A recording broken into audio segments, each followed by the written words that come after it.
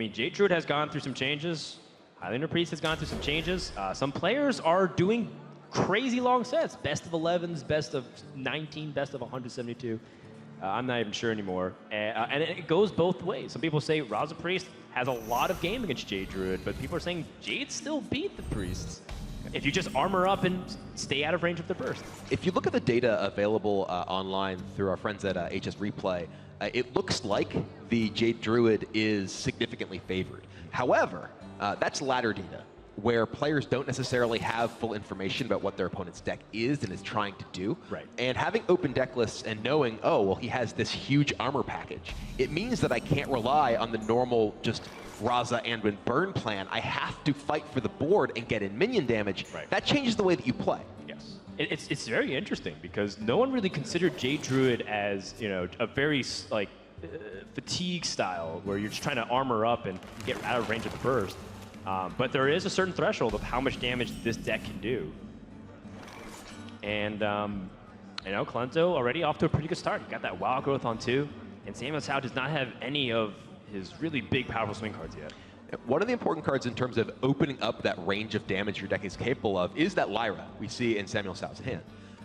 We've actually seen a shift back and forth between Lyra and Gadgetzan Auctioneer. Auctioneer was very popular in the Summer Championships because players were just looking to assemble their combo. But if people are trying to out-armor you, the extra cards from outside your deck that Lyra gives you can give you that extra push.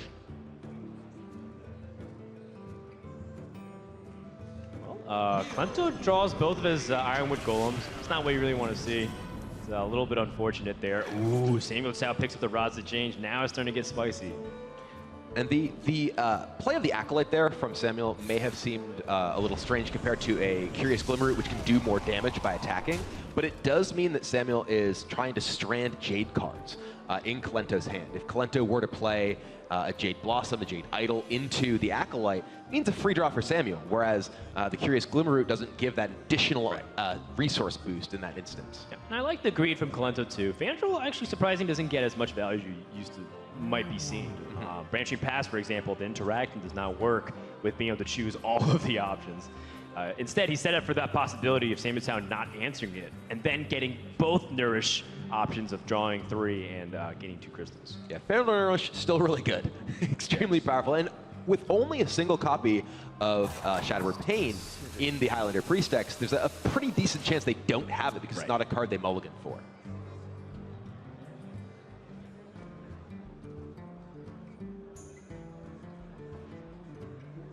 Well, Branching Pass is one of those really powerful armor cards like we were mentioning too. And if he's planning on using Branching Pass for armor, then he needs to use this Nourish for card draw. A lot of times, you're trying to budget your hand as a Jade Druid, like, oh, I have so many things I can draw cards.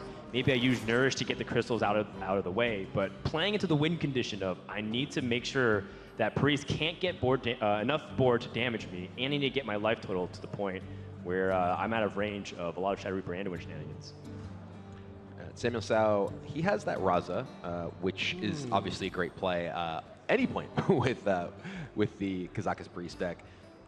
It does potentially allow him to set up a Cleric Spirit Lash turn next turn as well, which can clear off an Ironwood Golem? That's what it is. Ooh. So now Klento can actually just gain the armor. Oh yeah, this is, okay. And yeah, this is, you know, as we mentioned, a matchup in which the plan for the Druid in many cases is just armor up, armor up, armor up. And yeah, the double loot the chest here allows him to just take out Raza with a 1-cost Spellstone, as well as pick off this Acolyte with only a single card left. Absolutely. Now at 41 life, the big thing will be whether or not either player draws their Death Knights now. We know that Raza and Anduin, of course, do fantastic against pretty much anything in Hearthstone, but the Malfurion and the Pestilent gaining 3 armor every turn is also going to be crucial.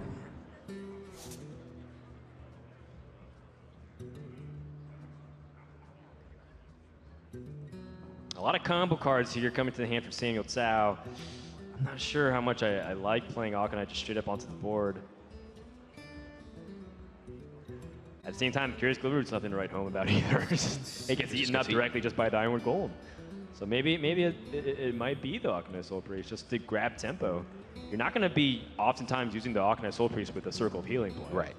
So having just a 3/5 and eliminating the board seems to be a slightly better option, perhaps. That looks like what he's going to go for here. And at this point, given that Kalento's already gained a bunch of armor and clearly is on that plan, Samuel needs to be looking to try to expand his potential damage range. Some of that is, as you mentioned, that Lyra in his hand. Some of it is just trying to get through with minion damage. And a big part of how a lot of decks want to play against J-Drew with Kazakas is just trying to re-summon big boards. Oh my goodness. Uh-oh. Yeah, sorry to interrupt you, the killer, but the Death Knight was just being drawn here by Kalento. So if he saves the coin, he can start armoring up as soon as next turn. And that is going to be very hard for Samuel Tsao to fight back. Even if he has Shadow Reaper into it now on curve, he has to make sure that Kalento doesn't run away with just the life gain, because the second branching pass was also picked up. Now, you mentioned Lyra the Sunshard, really important too. So the longer Samuel Tsao can hold on to this and gather resources for that, that'll be his way for fighting back. But that's, even again, assuming Anduin within the next 2 or 3 draws here.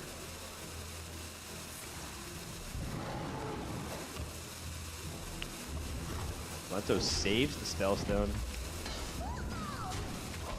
Gonna probably most likely use it for the Malfurion combo next turn.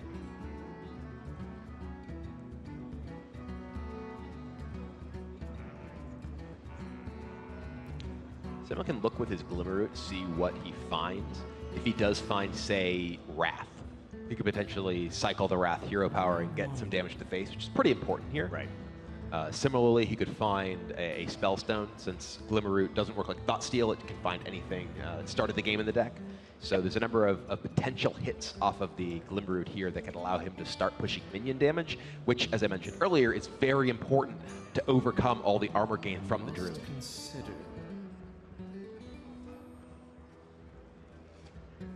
Interesting. Samuel Tsao hovered over Spirit Lash. I was kind of thinking about saving Spirit Lash because you have Lyra in the hand. Yeah, Spirit Lash, you also have Cleric, and it's one of the ways that you can potentially activate Cleric. All right, he just wants to push for some of that damage. Interesting. Throw in the Curious Glimmerroot. Ooh, Nourish. Wow. Oh dear, that is an excellent pickup for Samuel Tsao. I mentioned how important those resources are. That's a draw 3.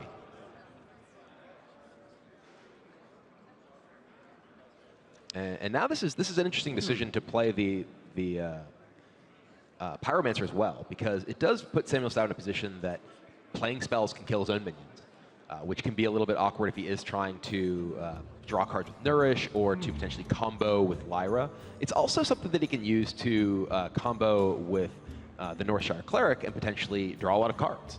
Yeah, and I think that's what Kalento may have been saving the Spellstone for. The possibility that Lyra comes onto the board.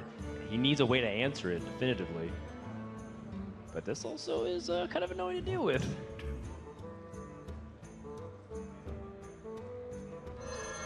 The circle of life is over. Well, it is Scarab time, and time to get the first Jade of the game on turn 8. And there's the circle. Yeah, very inconvenient because not only does it wipe his board, but the Northshire Cleric won't be able to get any of the value off of it immediately.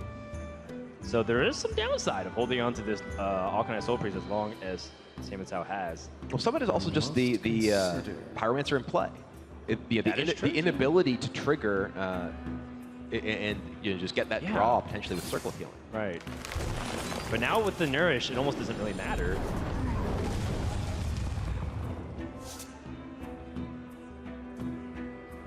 There actually is a way. He can hero power his own Alkanite Soul Priest and then true. Circle of Healing. Yeah, he could attack in. Draw 5 cards. Yeah. Which puts him over. Well, he doesn't have the time to do much else with this animation. This is something we mentioned earlier about Samuel Tsao. Yeah. Very deliberate player, but with these complicated decks that have a lot of significant animation time, you don't necessarily always have the opportunity to take that time. Yeah, it does feel like a missed opportunity to draw more cards. You can even trade more minions to limit it, so that way you don't overdraw. Because I think what matters more than anything, is the card draw at this point. Because if your Death Knight is in the bottom 5, you will have a lot more ways to go before you even have a chance of winning this game.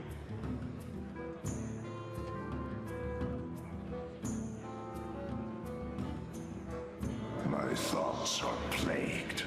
Kalento wants to also hero power as much as he can. This is one of those scenarios very similar to the old Control Warrior versus Freeze Mage matchup, where most commonly referred to as tank up, rank up. The more you hit the hero power button, the better you're off. Kalento's just gonna ramp up his Jades even more. Still taking his time. Knows that Samuel Tsao doesn't have the Shadow Reaper Anduin, otherwise he would have played it already.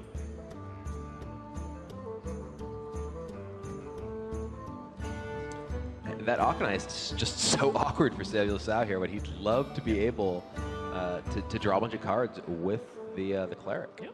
Well, he still can. He just, again, has to do something slightly counterintuitive of hero powering his own Akanai Soul Priest.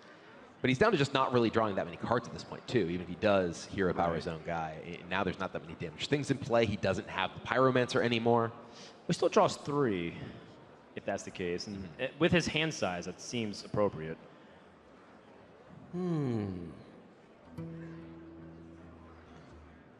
Drawing 3 put him down to the last 10 cards of his deck.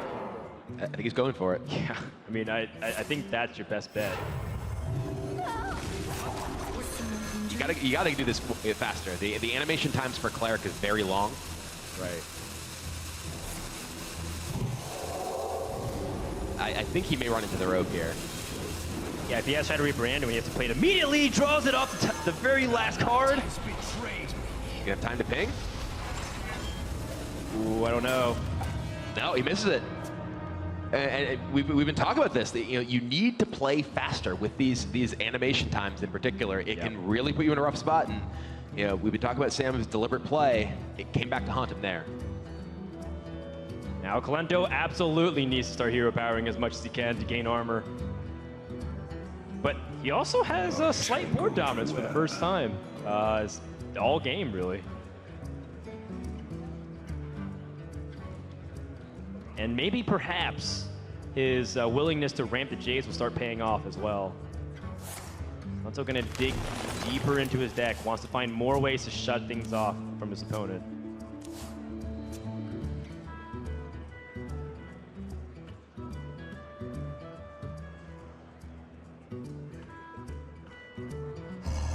If Samuel Tsao ends up 2 damage off lethal, how heartbreaking would that be? A little awkward.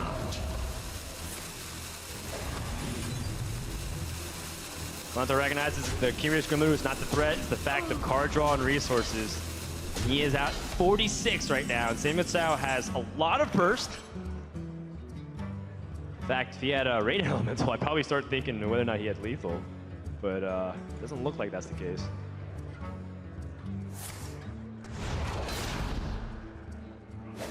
Whew.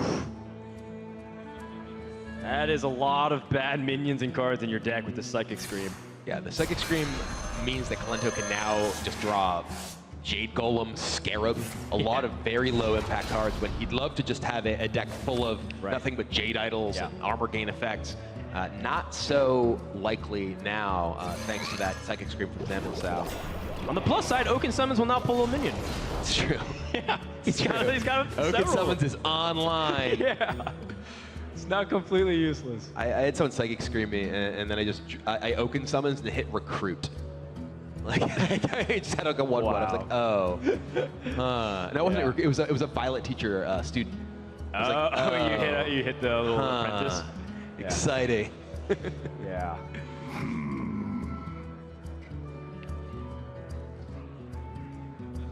But yeah, the damage from Samuel Tsao, by the way, is adding up. He has the possibility of doing just 26 right now with Prophet Veil and Mind Blast plus Holy Smite. Like you mentioned, if he does find the Radiant Elemental, that can keep going up as he continues to add additional cheap spells to that. But again, Kalento's armoring up with the hero power, the branching paths he's still in his hand, can get him very much out of range of that burst. So I wouldn't be surprised to see Samuel Tsao end up going the Lyra route, try and generate resources rather than go for big burst. Yep. Kalento now at 55. But, I mean, most of his armor cards have been used.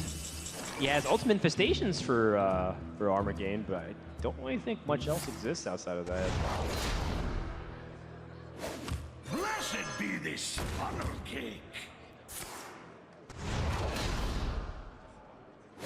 At this point, it's a full commit to the board. But it's not really about the board, really. Just get the damage in. I think those double swipes should clear off most of this.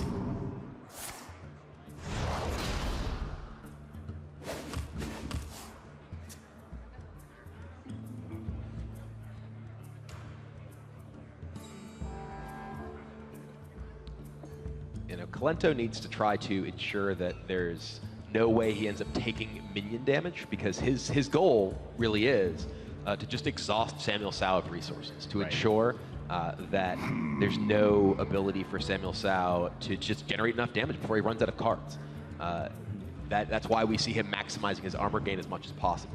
Yep, and he's also saving his removal because he knows Lyra and Prophet Valen themselves are threats, and he needs a way to kill them. And right now, you know, the Lyra and Prophet Valen are certainly scary, because he has the double swipe, he has the Jasper Spellstone, but without all of that, one of those has a chance to live. Death is eternal. My turn is not.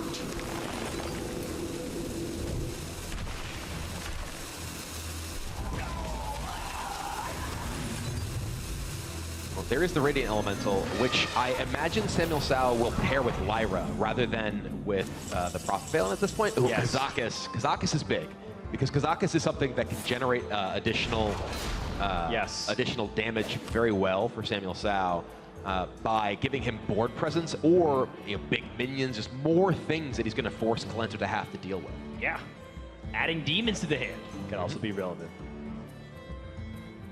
How much damage does Samuel Sao have right now with the Radiant Elemental?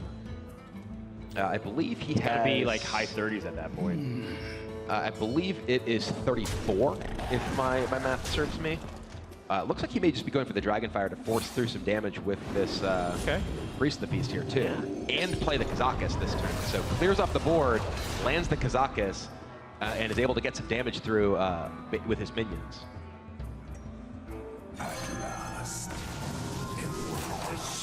He can go for a one-man potion for burst, but let's see what he draws. Draws 3 damage, that's what you want.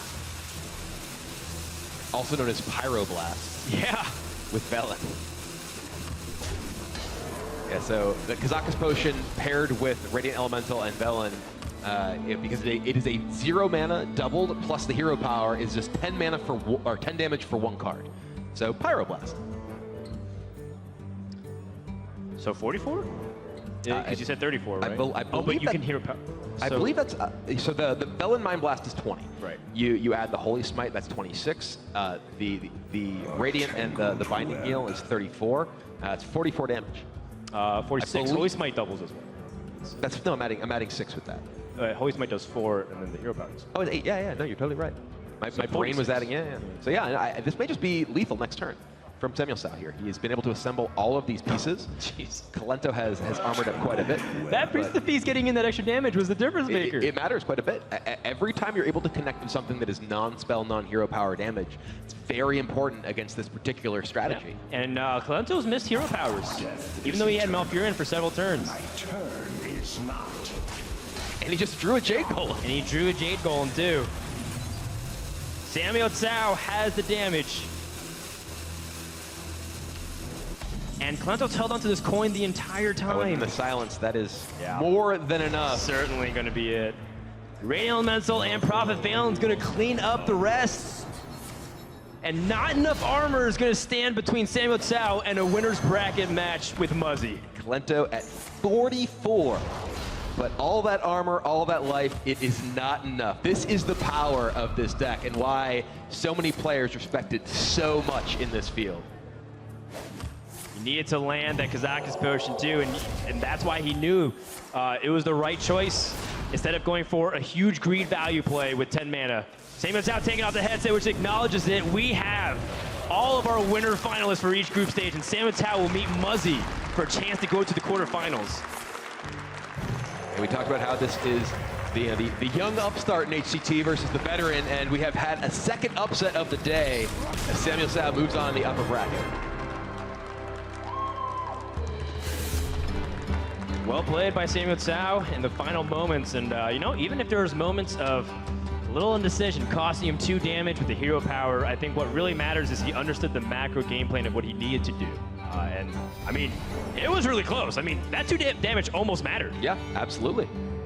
All right, well, Samuel Tsao will play Muzzy. Kolento fans all here in the venue and around the world will see him face off against Jason So later today. But for now, the moment belongs to Samuel Tsao from Taiwan, who's waiting with Raven.